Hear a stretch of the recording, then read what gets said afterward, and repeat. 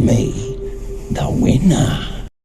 Hello les assoiffés de sang fictif, j'espère que vous allez bien et que vous passez de bonnes vacances si vous êtes en vacances. Moi je suis en train d'entamer mon 2e mois de vacances. Le privilège d'être professeur, ouais j'avoue. Rassurez-vous, soyez pas trop haineux, avec le mois d'août commencent les préparations pour le mois de septembre. Il y a du boulot. Un spécial vacances, bien sûr, et je vous offre Wolf Creek, un de mes films préférés dans le monde entier, Mick Taylor, un de mes méchants préférés dans le monde entier, je sens que je vais avoir beaucoup de plaisir à vous en parler. Wolf Creek est un film australien sorti en 2005 et réalisé par Greg McLean, à qui l'on doit aussi, je ne parle que de ce que j'ai vu, l'excellent Belko Experiment et le très ennuyeux Darkness. On peut dire que Wolf Creek est l'œuvre de la vie de McLean, parce qu'il lui a donné une suite, que beaucoup préfèrent, une série, première saison à chier, de la vie même de Greg, et une 2e saison qui déchire sa maman. Certainement frustré par sa première saison et l'explication du « Mais pourquoi est-il si méchant ?» McLean a écrit 2 romans, en collaboration avec Aaron Stearns, qui avait coécrit Wolf Creek 2. Ça va, vous me suivez toujours ? Les 2 romans s'appellent Wolf Creek Origin et Desolation Game. Je veux vous prévenir, le seul endroit où j'ai pu l'acheter, donc déjà c'est en e-book, et je n'ai pu l'acheter que sur Fnac Kobo. On le trouve très facilement sur des sites australiens. Il veut pas si t'habites pas en Australie ou en Nouvelle-Zélande en fait. Au-delà du fait que ce soit un peu difficile de se les procurer, bien sûr ça n'a jamais été traduit en français, donc il faut vous taper la lecture en anglais. En plus de ça, on a appris récemment qu'un 3e film est en préparation pour l'an prochain, ainsi qu'une 3e saison, il me semble. Pour une groupie de Mick comme moi, tout ça, c'est du pain béni. Du côté du casting, ça va aller très très vite, déjà parce qu'il est hyper restreint, vous allez voir que nous avons 3 personnages, 3 potentielles victimes, et puis Mick Taylor. Nos 3 acteurs, ils sont pas connus par chez nous en fait. Pour tenir le rôle titre de Mick Taylor, c'est John Jarratt, donc lui-même acteur australien, prolifique plutôt de son côté en Australie, qu'on a pu voir apparaître dans Django Unchained, et aussi une comédie horrifique australienne qui s'appelle 100 Bloody Acres, qui parle de 2 fermiers qui fabriquent de l'engrais à partir de touristes. Ils ont vraiment un truc avec les touristes, les Australiens. Dans lequel John Jarratt joue le rôle d'un gentil et sympathique policier, bien rasé, bien coiffé, bien propre sur lui. Et oui, parce que la petite anecdote du tournage de Wolf Creek, John Jarratt, pour vraiment bien se mettre dans le rôle, il a tout fait, y compris... Monsieur ne s'était pas lavé depuis 15 jours. C'est pour dire à quel point John Jarratt s'est investi dans ce rôle et à quel point c'est réussi. Un film de vacances, donc des touristes, un tueur, un pitch hyper simple. On va rentrer dans le détail. Okay. Let's go! Chinese, Japanese, dirty knees, look at these. Le film s'ouvre en te racontant que c'est basé sur des faits réels de disparition. Je vous rassure, c'est de très très très très loin basé sur des faits réels. On est en 1999, ce sont les vacances, 2 filles, un garçon, plusieurs possibilités. C'est en tout cas ce que semble penser la population mâle locale que nos 3 voyageurs croisent sur la route. Ils tombent sur quelques gros relous, mais en gros tout va bien. Ils sont jeunes, ils sont frais, la vie est belle, l'Australie est magnifique, ils s'amusent, ils picolent, ils chantent. Tout ça, ça dure un certain moment. C'est pour ça qu'il y en a beaucoup qui préfèrent le 2, qui rentrent tout de suite en matière. Et là où le 2e opus, c'est vrai, te met tout de suite dans l'ambiance, mais c'est normal parce que à partir de là tu connais le personnage de Mick, donc ça y est, on peut s'amuser. Et dans le premier, il y a énormément de mise en place d'ambiance, il y a des sons, des musiques, des images qui sont pas sans faire rappeler un petit peu Massacre à la tronçonneuse, l'original. Dans le 2, il y a moins de boulot à ce niveau-là. Enfin, ils arrivent à Wolf Creek, donc c'est littéralement le trou du cul de l'Australie, c'est du désert à perte de vue. En fait, le temps tourne mal. Là aussi, c'est une autre anecdote de tournage, c'était pas du tout prévu dans le scénario, mais en fait, ça tombait super bien. Pour aller sur un putain de cratère. Bon, chacun son délire, Enfin, bon, je dis ça, moi-même, j'ai passé 1 jour et une nuit à gravir le mont Fuji. J'ai cru que j'allais crever à la fin. Je m'endormais toute seule, mais ça valait le coup, faut avouer. Côté drama, Liz et Ben concluent, mais bon, pas le temps de niaiser, hein, faut bouger. Et puis là, t'as les trucs chelous qui commencent. Les montres, elles se sont arrêtées, et puis la bagnole aussi, elle est raide. Ils sont obligés de dormir sur place. Et c'est là que les choses vont devenir intéressantes pour nous. L'arrivée de Mick. Bon, ils regardent leur bagnole, hein. Il est sympa, il dit bon, ben, pour remplacer un truc, allez, venez à la maison, hein, venez à mon campement, je vous répare ça, et demain matin, vous pourrez repartir. Et il n'y a pas d'autre choix que d'accepter. Alors en route. Il s'inquiète bien un peu, hein, de la longueur du trajet, mais une fois au camp, l'ambiance est bonne enfant. Mick, il est hyper sympa, jovial, il rigole, et d'ailleurs, il a un des rires les plus communicatifs que j'ai entendus. Bon, quelquefois, il est un petit peu susceptible, hein, par rapport aux blagues Crocodile Dundee, mais n'empêche que c'est une bonne soirée pour tout le monde. Après, Mick, il va faire les réparations, pendant que les trois amis s'endorment bien vite. Le lendemain, Liz se réveille dans une pièce attachée et bâillonnée. Elle reste comme ça toute la journée, et le soir, elle repère enfin de quoi se libérer. Dehors, c'est silence total. Liz retrouve ses baskets et elle s'apprête à partir quand elle entend sa copine gueuler. Donc en fait, Mick, il est en train de faire joujou avec les nerfs de Christy. On apprend qu'il fait pas que tuer. I always use a rubber with you cunts. Well, I don't know where you've been. Liz opère une distraction le temps de rejoindre Christy, mais elle doit vite se cacher. Après, Mick, il recommence son manège, et Christy, elle fait la connaissance de son ex, avec qui Mick a eu une histoire de quelques mois. Il a tenté le sérieux, hein, c'est bien. Liz le braque avec son fusil et parvient à le sonner pour un temps. Elles veulent prendre la caisse de Mick, mais putain, faut retourner auprès de lui pour choper sa clé, ça c'est un classique. Hein. Ça fonctionne, et au moment de partir, Mick débarque. Je crois qu'il va devoir faire appel au service de Carglass. Hein. Les filles s'enfuient, mais Mick a plus d'un véhicule dans son chapeau. Et les filles ne savent pas où elles vont dans ce noir total. Liz stoppe le véhicule avant la cata et décide de faire croire à Mick qu'elles sont vraiment parties dans le décor, et puis elle se cache en warrior. La feinte semble fonctionner parce qu'il s'éloigne. Elle pense pouvoir lui piquer son autre bagnole, mais faut pas la faire à notre renard australien. Donc elles peuvent pas faire autrement que retourner au camp pour choper une autre bagnole. Christy, c'est un putain de boulet, elle arrête pas de chialer et tout, et Liz, elle lui dit c'est bon, attends-moi ici. T'inquiète, j'en ai pour 5 minutes. 2 minutes, Turkish. Tiens, des nouvelles de Ben.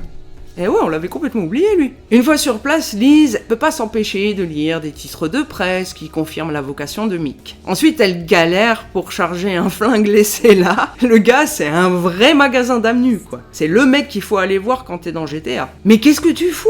T'es pas censé chercher un véhicule ? Et la fille, elle s'enfonce sous terre, alors qu'elle avait dit à sa copine, j'en ai pour 5 minutes. 5 minutes, Turkish. Tu m'as dit 2 minutes, il y a 5 minutes. Dans ce sous-sol, elle trouve plein de victimes, plein, et elle gueule quoi. T'avais qu'à pas descendre non plus, hein. Et là, je pense que tu t'es bien fait repérer, hein. Direction garage, ça va le faire, non ? Penses-tu ? Voilà, dis pas qu'elle va fouiner dans les affaires récupérées de toutes les victimes. Normal, scénario oblige, tu vas me dire, hein. Faut bien comprendre à quel point Mick a un CV plus que respectable. Mais quand même... Elle tombe sur une vidéo familiale avec le modus operandi de Mick, hein, qui avait marché sur eux-mêmes, et puis elle trouve leur propre caméra. En fait, ils se faisaient suivre depuis le départ. Elle se bouge enfin, elle trouve une caisse. Bon, encore faut-il trouver la bonne clé. Ça y est, soulagement de Liz, mais... Elle sort de la caisse, elle fait péter son couteau ridicule. That's not a knife. This is a knife. Avec démonstration scientifique à l'appui. Bon, il la blablate, il la tease, hein, il se fout bien de sa gueule. Elle se débat, mais Mick, il la calme d'un coup de boule. Faut dire qu'il est quand même vénère pour son camion fétiche. Il la calme définitivement avec ce qu'il appelle la technique de la tête sur un pieu, parce que c'est ce que tu deviens si on te sectionne la moelle épinière. Quel poète, ce Mick. Il va l'interroger, hein, pour savoir où est Christy. Elle s'était endormie, hein. Et puis du coup, elle se barre seule, hein. C'est une très sage décision. C'est le jour, ça va être plus facile, quoique, hein, c'est le bad, hein, tout ce désert à perte de vue, dans quelle direction aller, En tout cas, maintenant, on mise tout sur toi, ma belle. T'as encore ta moelle épinière, utilise-la. Miracle, une voiture arrive. Là aussi, c'est génial. Hein. Le vieux voit une nana visiblement agressée débarquer de nulle part. Imaginez, vous êtes dans la même situation. Quelle est la meilleure solution ? A. Je l'embarque sans autre et je fonce vers la première ville direction la police. B. Je l'embarque sans autre et je fonce vers l'hôpital le plus proche. C. Je sors de la caisse et prends d'abord le temps de m'assurer du confort de mademoiselle avec à boire et une couverture. On est d'accord que les premières réponses étaient correctes, mais la troisième, bordel, non. Et voilà quand t'as affaire à un tireur d'élite. Il l'a bien éclaté. Christy, elle doit se manier de démarrer, hein, parce que Mick, il a des envies de Fast and Furious, et ce fils de pute, il a quand même un ego et une confiance en lui surgonflée d'attendre avant de la poursuivre. Moi je dis, il devrait devenir coach de vie, il ferait un tabac le mec. Il se paye le luxe de la narguer. Décidément, il l'aime bien, hein. Mais bon, ce con, il perd le contrôle et Christy se pense sauvée. Mais si Mick est très très sûr de lui, c'est pas pour rien. Un petit shoot dans la roue arrière et le contretemps se règle easy. Il la laisse se traîner hors de la caisse et puis il la bat. Finalement, il y a plus d'idylle de quelques mois de prévu, hein. Il a l'air un peu deg, puis il fait brûler le tout. On va se rentrer, hein. Ah tiens, Ben, il est encore vivant. Il a été crucifié et puis il est sous la bonne garde d'un chien en cage. Il se décloue, hein. Allez, motivation. Chance inouïe, rien ne l'empêche de se barrer. Et lui, il cherche pas à comprendre pour les filles, hein. Il se doute bien qu'elles sont loin ou alors il les a vraiment oubliées. Et c'est étonnant que Mick ne l'ait pas poursuivi. Il s'est sûrement dit que le désert se chargerait de lui. Bon, vu l'état du gamin sans eau et blessé, hein. C'est vrai qu'il aurait pu finir comme ça, hein. Il tombe d'épuisement, mais il a de la chance. Des touristes allemands le trouvent. Ah! Ben est rapatrié à Sydney, ils ont pas retrouvé ses copines, hein, normal. De toute façon, où est-ce qu'ils étaient en fait? Bien sûr, il y a eu quelques soupçons qui ont pesé sur lui, mais t'inquiète, il va bien, Mick aussi, et c'est la fin. Difficile de faire un classement parce que, bon, peu de morts, hein, et même du hors-champ. Hein. Mais c'est clair que le deuxième film posera moins de problèmes, mais bon, j'assume mon choix du mois, et je vais faire avec. La machette de la classe revient à la mort de Liz, même si on sait pas exactement comment ni quand elle meurt. Vu que Mick a descendu son premier choix de concubinage, Liz a peut-être fait office d'eux, quoique j'en doute. C'est plus qu'une tête sur une pique et notre ami Mick, s'il fait pas gueuler les chicks, c'est très problématique. Pourquoi Liz? À cause du chouette humour que Mick déploie. On a affaire à un méchant qu'on adore et là il nous fait son numéro. Un peu comme un Captain Spaulding ou plus proche encore du perso, un Freddy Krueger. Ce sont des tueurs cool, ça nous les rend sympathiques et attachants. On sait que quand on les retrouve on va se taper des barres, moi j'aime bien. Le katana de l'espoir revient à la mort de Christy. Là aussi, c'est surtout l'avant que je salue. Espoir est le mot parfait pour la jeune femme. Elle a eu des tas d'occasions de rire de Mick. Elle a cru jusqu'au bout pouvoir le baiser. Elle a bien fait sa maline. Mais t'es dans Wolf Creek, ma cocotte. Le héros, c'est Mick. Au moins, elle est pas morte suite à des mois de torture, hein. C'est déjà ça de gagner. Reste notre petit vieux pas bien futé pour le couteau à beurre de la honte, pour les raisons évoquées plus tôt. Je suis super contente d'avoir pu parler d'un de mes films préférés dans le monde entier. Et je pourrais continuer encore longtemps, en vérité. Mais c'est l'heure de passer le mic à McCoy. On se retrouve en fin d'émission.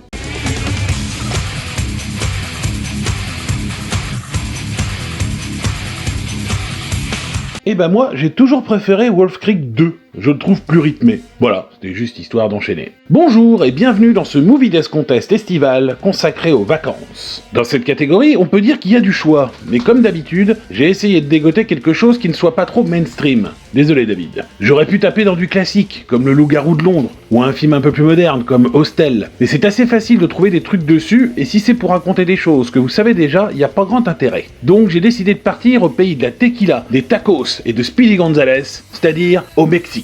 Joli pays, le Mexique. J'ai eu la chance de visiter Tijuana, c'est une curiosité touristique. Le premier autochtone que j'ai rencontré m'a proposé d'entrée de jeu du Xanax et des putes. Véridique. J'ai été vraiment choqué. Comment avait-il deviné mes besoins du moment? Je vais pas vous raconter les détails, ça se termine aux urgences. Comme à chaque fois que je voyage, je vais pas vous embêter avec ça. Le film se passe au Mexique donc, mais ça reste un film américain. J'ai nommé Les Ruines. The Ruin en VO, et avec l'accent de Jack Delors. Fun fact, bien que l'action se déroule au Mexique en plein cagnard, le film a en fait été tourné en Australie en hiver. Pour la sueur des acteurs, on leur a pulvérisé de l'huile d'olive et de l'eau sur la tronche avant les prises. La magie du cinéma. Les Ruines est un film de 2008, réalisé par Carter Smith, réalisateur malheureusement peu prolifique, qui a également à son actif le sympathique Jamie Marks is Dead, et tiré d'un roman de Scott Smith. Karamazov, aucun lien, qui en signe également le scénario adapté, ce qui est toujours mieux pour éviter une grosse trahison au matériau originel, chose assez fréquente dans les adaptations de romans. En ce qui concerne les adaptations littéraires, il y a 3 écoles. Ceux qui lisent le roman avant de voir le film, ceux qui lisent le roman après avoir vu le film, et ceux qui lisent rien du tout parce que pourquoi se faire chier la bite. Mon approche personnelle, c'est de lire le roman avant. Ce que j'ai fait pour celui-ci à l'époque. Car un livre, ça prend son temps, ça pose une ambiance, et l'impact sur les révélations et les surprises s'en trouve grandi. À vrai dire, ça ne m'intéresse pas vraiment de lire un bouquin de 500 pages, donc en gros une bonne dizaine d'heures à une vache près, alors que je connais la fin dès la préface. C'est dur de s'attacher à un personnage sur 400 pages quand on sait qu'il va mourir et comment, quand l'adaptation est fidèle, j'entends. Et pour le coup, là, elle l'est, à quelques différences près, sur des personnages ou le temple Maya qui est juste une colline dans le livre. Mais c'est moins cinégénique, faut bien l'admettre. Alors vous allez me dire, avec le film c'est pareil, quand on a lu le livre, ça ruine le truc. Donc oui et non. Dans les deux cas, on se gâche un peu quelque chose, mais un film, et surtout de genre horrifique, ça dure 1h30 à tout péter en général, et du coup, bien qu'on connaisse l'issue du film, on se concentre sur les acteurs, la réalisation, les maquillages et les décors. Si vous êtes bibliophile, vous n'êtes pas sans savoir qu'on se fait chacun sa propre image du lieu, des personnages et des menaces. Donc c'est toujours intéressant de voir si on a vu juste, ou si notre vision était à des années-lumière de celle du réalisateur. Il arrive aussi que les scénaristes changent la fin, pour surprendre le public, qui aurait lu le livre en amont. Voilà pourquoi, moi, j'aime lire le bouquin avant, mais j'empêche personne de faire l'inverse. Mais revenons au film. Les Ruines débutent avec un groupe de 4 jeunes gens, 2 demoiselles et leurs boyfriends respectifs, qui se dorent la pilule au bord de la piscine. Arrive un beau jeune homme allemand qui leur propose de l'accompagner sur un site Maya inconnu des touristes lambda afin d'y rejoindre son frère et sa petite amie archéologue qui aurait dû déjà être de retour. Le Bosch, oui, ça se dit pas, mais je suis de la basse Normandie et on est rancunier, ne se formalise pas et pense que son frangin est sûrement trop occupé à s'amuser pour daigner donner des nouvelles. 3 des jeunes amis sont partants dès le départ, mais peinent à convaincre la dernière demoiselle que ça gonfle d'aller crapahuter dans la jungle mexicaine, et je ne lui jette pas la pierre. Finalement, tout ce beau monde se décide à partir le lendemain matin en forçant la main de la pas motivée Amy, qui souffre en plus d'une jolie gueule de bois. Le petit groupe dépense leurs derniers pesos et court à la ruine. Enfin non. Ils y vont en taxi en fait. Quand je dis ils courent à la ruine, c'est une expression pour dire qu'ils sont à sec. Pas le taxi, hein, le plein a été fait. C'est juste que... Ah, puis merde, vous avez compris. Arrivés sur place, ils sont extrêmement mal reçus par les autochtones, qui après avoir vu nos amis mettre les pieds dans les herbes, les menacent de leurs armes et forcent les jeunes gens à grimper sur l'édifice et refusent catégoriquement qu'ils en redescendent, sous menace de les descendre. À partir de là, je ne peux plus vraiment continuer, sinon je vous en dévoilerai les péripéties. Chose importante à noter sur le film, c'est l'originalité de la menace qui va déferler sur les héros. On a vu des films de monstres, de fantômes, de vampires, de tueurs masqués, etc., etc., mais je doute que vous ayez déjà vu un film où l'antagoniste principal se trouve être du lierre. Oui, vous avez bien entendu. Sont du lierre et toutes sortes de plantes grimpantes, ronces, lianes, fleurs et feuilles, qui vont mener la vie dure à nos touristes en short. Alors accrochez-vous aux branches, parce qu'en termes de violence psychologique et physique, les ruines vous en donnent pour votre argent. Chute, membres brisés, découpes de chair et plantes qui s'infiltrent sous la peau, la liste des réjouissances est longue et le rythme ne faiblit jamais. Nos pauvres protagonistes sont coincés sur un vieux monument avec d'un côté les Mexicains armés jusqu'aux dents, de l'autre le lierre qui s'accroche à eux comme DSK sur une femme de chambre. Et je vous parle même pas des problèmes de survie inhérents à ce genre de climat. Les coups de soleil seront le cadet de leurs soucis. Au casting des Ruines, des têtes bien connues si vous êtes fan de Cinoche, à commencer par Jonathan Tucker, qui a une longue carrière derrière et devant lui. On se rappelle de Jonathan gamin dans le film Sleepers, où il incarnait la version jeune de Tommy Marcano, à droite sur la photo. On l'a vu ensuite dans 100 Girls, un teen movie moins con qu'il en a l'air. Le remake plutôt réussi de Massacre à la tronçonneuse, et le génial Otage du Frenchie Florent Emilio Siri, avec Bruce Willis, quand il était plus motivé par son travail que par son chèque. Tu crois que c'est du respect, ça? Tu crois que c'est du respect, mon garçon? Tucker a également joué dans la série Kingdom, pas la monumentale série coréenne zomblarde de Netflix que je vous recommande chaudement, mais une série américaine sur le MMA où il s'est taillé à un corps de bête et bouffe l'écran autant par son physique et son charisme que par son jeu d'acteur. Vraiment une très très bonne série dispo en DVD. Sa partenaire dans le film n'est autre que Jenna Malone, aperçue dans Orgueil et Préjugés de Joe Wright, Into the Wild de Sean Penn, Sucker Punch de Zack Snyder et la saga des Hunger Games. Le second couple est incarné par Shawn Ashmore, dont le rôle le plus marquant est celui d'Iceberg dans la première trilogie X-Men, et de la moins connue Laura Ramsey, vue dans Le Pacte de sang de Rennie Harlin et le sympa No One Lives de Ryuhei Kitamura, avec Luke Evans en psychopathe badass. Mais on se rappellera d'elle parce qu'on la voit toute nue au début du film. Des nichons. Je vous conseille de regarder Les Ruines en plein été le soir quand il fait bien chaud, c'est plus immersif. Vous allez franchement passer un bon moment. Enfin, je dis bon moment. Ça reste un film d'horreur tendu, violent et un brin dégueu, hein. On est un peu là pour ça. Une fois n'est pas coutume, ce mois-ci, on va se quitter avec une performance live de musique pourrie, mais fort à propos, puisqu'il s'agit du titre « Peut-être qu'en septembre » d'Hélène Rollès, qui nous a été réclamé par Oryonga, mélomane certifié et grand fan de musique fantasque. Orio, c'est pour toi. Restro, musique.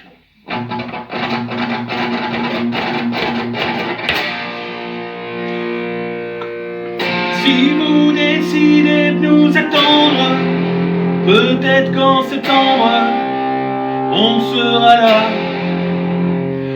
Si on arrive à vous surprendre, peut-être qu'en septembre, vous serez là. Alors, ça tabasse, hein? c'est quoi le concept là? Alors le concept, c'est un hybride entre du métal et de la soupe d'AB Production. Ok. Et t'appelles ça comment? J'appelle ça du Van Halen.